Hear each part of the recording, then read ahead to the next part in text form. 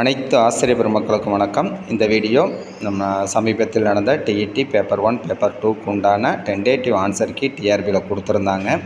அந்த tentative answer கீயில் objection எது இருந்துச்சுன்னா நீங்கள் ஃபைல் பண்ணலாம் அப்படின்னு சொல்லி கொடுத்துருந்தாங்க. அதுக்கு ப்ரூஃப் நம்ம கவர்மெண்ட் டெக்ஸ்ட் புக்கை தான் சொல்லியிருந்தாங்க. ஏன்னா நீங்கள் அப்பீல் பண்ணுறப்பே பார்த்தீங்கன்னா கிளைம் பண்ணுறப்ப உங்களுக்கு நம்ம புக் நேம் தான் கேட்கும். ஸோ அப்படி இருக்கும் பட்சத்தில் இப்போ ஒரு 3 கொஷின் இருக்குது. அதுவும் கொஞ்சம் டவுட்ஃபுல்லான கொஷின் வித் ப்ரூஃபோடே இருக்குது. இதில் ஒரு கொஷினுக்கு பார்த்தீங்கன்னா நம்ம கவர்மெண்ட் ஸ்டேட் போர்ட் புக்கு இருக்குது. மீதி 2க்கு வேறு புக்கு தான் இருக்குது. ஸோ நீங்கள் அதோட ப்ரூஃபும் இந்த வீடியோக்குள்ளே பார்த்தீங்கன்னா நம்ம வாட்ஸ்அப் குரூப் அதே மாதிரி டெலகிராம் குரூப் இருக்குது. அதிலே நாங்கள் போஸ்ட் பண்ணியிருக்கோம். அதே மாதிரி அதோட லிங்க்கு இதில் இருக்குது. ஸோ தேவைப்படுறவங்க நீங்கள் அதிலேருந்து எடுத்துக்கலாம். இந்த 3 கொஷின் என்ன அப்படின்னு பார்த்தீங்கன்னா, முதல் கொஷின் 67 அந்த இங்கிலீஷில் பார்த்தீங்கன்னா என்ன கொடுத்துருக்காங்க அப்படின்னா, what is the expansion of EMI? அது இஎம்ஐ அப்படிங்கிறதோட எக்ஸ்பான்ஷன் கேட்டிருக்காங்க. பொதுவாக இஎம்ஐ என்பது ஈக்குவேட்டட் மந்த்லி இன்ஸ்டால்மெண்ட். அது கரெக்டு தான், அதனால் தப்பெல்லாம் இல்லை. ஈக்குவேட்டட் மந்த்லி இன்ஸ்டால்மெண்ட்டோட முடிஞ்சு. ஆனால் இதுக்கு பார்த்தீங்கன்னா ஸ்கீமுங்கிற ஒரு வார்த்தை இதில் சேர்த்துருக்காங்க. பொதுவாக இஎம்ஐ அப்படிங்கிறது ஈக்குவேட்டட் மந்த்லி இன்ஸ்டால்மெண்ட் தான். புக்குலையுமே இந்த 11th காமர்ஸ் புக்கில் பார்த்தீங்கன்னா ஈக்குவேட்டட் மந்த்லி இன்ஸ்டால்மெண்ட் போட்டு இஎம்ஐன்னு கொடுத்துருக்காங்க. ஸோ இதை நீங்கள் அப்பீல் பண்ணாக்க கொஞ்சம் உங்களுக்கு மார்க் கிடைக்கிறதுக்கு வாய்ப்பு இருக்குது. இதுக்கு உண்டான ப்ரூஃபு பார்ப்போம். இந்த இஎம்ஐக்கு உண்டான அந்த ஸ்கீம்ங்கிற வார்த்தை இல்லாமல் வரணும். அது வந்திருக்கு. நம்ம higher secondary first year 11th commerce புக்கில் பார்த்தீங்கன்னா பேஜ் நம்பர் 113 பேஜ் நம்பர் 113 பார்த்திங்கன்னா இதில் இருக்குது. பேஜ் நம்பர் 113 மேலேயே பார்த்திங்கன்னா இருக்குது. என்ன இருக்குது அப்படின்னா, ECS debit is use to debit monthly telephone bills, electricity bills, equated monthly instalments. அதை தான் ப்ராக்கெட்டில் என்ன பண்ணிட்டாங்கன்னா இஎம்ஐன்னு போட்டுட்டு இன்ஸ்டால்மெண்ட்ஸ் பேமெண்ட்ஸ் அப்படின்னு கொடுத்துருக்காங்க. ஈக்குவேட்டட் மந்த்லி இன்ஸ்டால்மெண்ட்ஸ் அதான் கொடுத்துருக்காங்க. நமக்கு புக்கிலே அதான் இருக்குது. அதை தான் நம்ம இப்போ பார்த்திங்கன்னா இதில் ரவுண்ட் பண்ணி காமிச்சிருக்கோம். நீங்கள் பார்த்துக்கலாம். ஈக்குவேட்டட் மந்த்லி இன்ஸ்டால்மெண்ட்ஸ் அப்படி தான் இருக்குது. ஆனால் நமக்கு என்னன்னா அதில் எக்ஸஸாக ஒரு ஸ்கீமுங்கிற வார்த்தை சேர்ந்துருக்கு. அந்த ஸ்கீமுங்கிற வார்த்தை அதில் வரதவங்க எடுத்துக்கிறாங்களா இல்லையா அப்படிங்கிறது அது அடுத்த பட்சம். இருந்தாலும் புக்கில் இப்படி இருக்கிறதுனால நீங்கள் கண்டிப்பாக நம்ம புக்கிலே இருக்கிறதுனால நீங்கள் என்ன பண்ணிக்கலாம் அப்படின்னா, நீங்கள் அப்பீல் பண்ணிக்கலாம். கொஞ்சம் உங்களுக்கு வாய்ப்புகள் இருக்குது. அடுத்த கேள்வி பார்த்திங்கன்னா, இதுக்கப்புறம் அனஃபார்மா, அந்த அனஃபார்மா ரிப்பீட்டேஷன் அதை பற்றினது கொஞ்சம் இருந்தது. இந்த அனஃபார்மா ரிப்பீட்டேஷன் இந்த question number 63 anaphora and repetition இருக்குது. Remember no men are foreign and no countries strange. Remember no men are strange no countries foreign அப்படின்ட்டுருக்கு. ஸோ இந்த literary device employed here repetition கொஷினில் கொடுத்துருக்காங்க. ரிப்பீட்டேஷன் கரெக்டு தான். இருந்தாலும் பார்த்திங்கன்னா சியும் நமக்கு அனஃபார்மாவுக்கும் இது வரலாம். ஏன்னு பார்த்தீங்கன்னா இதில் வேறு புக்கு தான் நம்ம வச்சுருக்கோம். நம்ம தமிழ்நாடு டெக்ஸ்ட் புக் அது கொடுக்கல. ஸோ வேறு புக்கு தான் இருக்குது. அதுக்கு உண்டான ப்ரூஃப் பார்த்திங்கன்னா அதில் இருக்குது. இதில் இந்த இப்படி இந்த புக்கில் பார்த்திங்கன்னா ஏ க்ளோசரி ஆஃப் லிட்ரஸி டேர்ம்ஸ் அப்படிங்கிற புக்கு 11th எடிஷனில் இருக்குது. சப்போஸ் இதை பண்ணால் அவங்க அக்செப்ட் பண்ணுறாங்களா என்னன்னு தெரியல. சப்போஸ் நீங்கள் பண்ணுறதா பண்ணிக்கிங்க.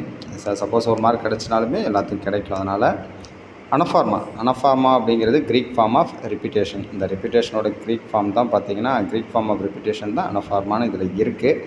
ஸோ நீங்கள் சப்போஸ் முடிஞ்சுன்னா நீங்கள் பார்க்குறதா நீங்கள் பார்த்துக்கலாம். இந்த இதில் இருக்குது. அனஃபார்மா அண்டு ரிப்பீட்டேஷன் ரெண்டுக்குமே பார்த்திங்கன்னா எக்ஸாம்பிளுமே இதில் இருக்குது. ஸோ நீங்கள் இதை வெரிஃபை பண்ணி பார்க்குறதா பார்த்துக்கலாம். உங்களுக்கு போட்டிருக்கோம். தி question contains 2 consecutive lines beginning with remember. Anaphorma can also justify because anaphorma is the repetition of word or phrase at the beginning of successive lines or clauses. அதை தான் கொடுத்துருக்காங்க.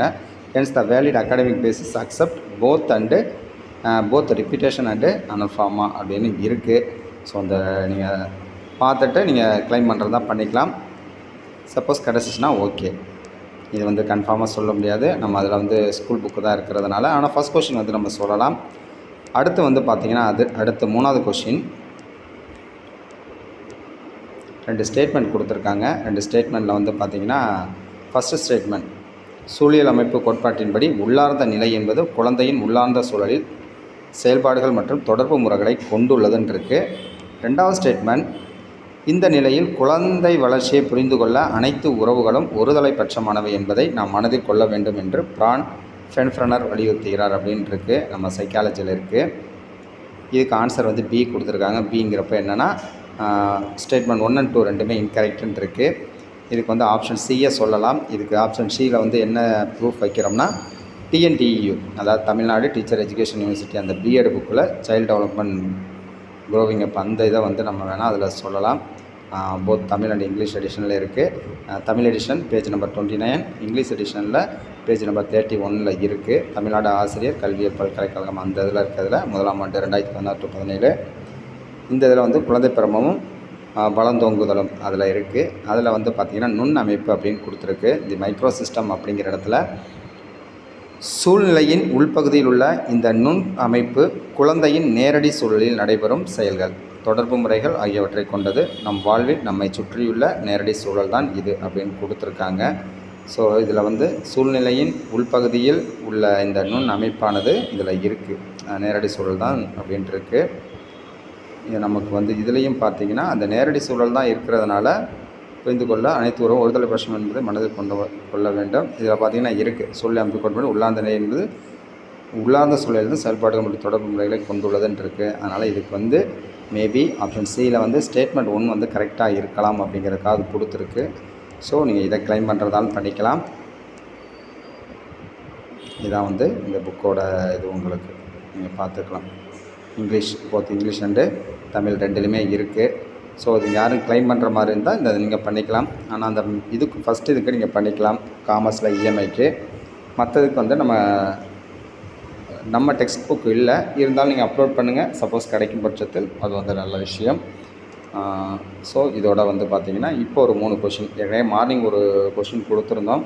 அதுக்கு வந்து பார்த்திங்கன்னா கரெக்டான புக் பேக் வச்சுருக்கோம். அதேமாதிரி இதுக்கு வந்து புக் பேக் இருக்குது. அடுத்தடுத்து வந்து பார்த்திங்கன்னா உங்களுக்கு என்னென்ன டவுட் இருக்கோ நீங்கள் கேட்டுக்கலாம். காலைல வந்து பார்த்திங்கன்னா மார்னிங்கில் போபால் விஷவாயு அதை பற்றி ட்ராஜடி அதை பற்றி பார்த்தோம். அதே மாதிரி இந்த கொஷின் பார்த்துருக்கோம். ஸோ நீங்கள் அப்லோட் பண்ணுறவங்க நீங்கள் பார்த்துக்குங்க. ஏன்னா இன்னும் 2 நாள் டைம் இருக்குது. யோசிச்சுட்டு நீங்கள் வந்து பண்ணிக்கலாம். பண்ணிட்டு சப்போஸ் மார்க் கிடச்சுன்னா ஓகே. ஸோ அடுத்து மற்ற ஏதாவது கேள்விகளில் வந்து இது மாதிரி எதுவும் இருந்துச்சுன்னா டவுட்ஃபுல்லாக இருந்து ப்ரூஃப் இருந்துச்சுன்னா மட்டும் நான் அதை வந்து நான் உங்களுக்கு அப்டேட் பண்ணுறோம். இங்கே அதை தவிர உங்களுக்கு ஏதாவது கொஷின்ஸ் வந்து டவுட்டாக இருந்துச்சுன்னா நீங்கள் கமெண்ட்ஸில் சொல்லுங்கள். வெரிஃபை பண்ணி பார்த்துட்டு நம்ம ஸ்கூல் டெக்ஸ்ட் புக் அதாவது 6th to 12th பழைய புக்காக இருக்கட்டும், இப்போ இருக்க நியூ எடிஷனாக இருக்கட்டும், ஓல்டு எடிஷன் எதில் இருக்குன்னு பார்த்துட்டு உங்களுக்கு அப்டேட் பண்ணுறோம். தேங்க்யூ ஃபார் வாட்சிங்.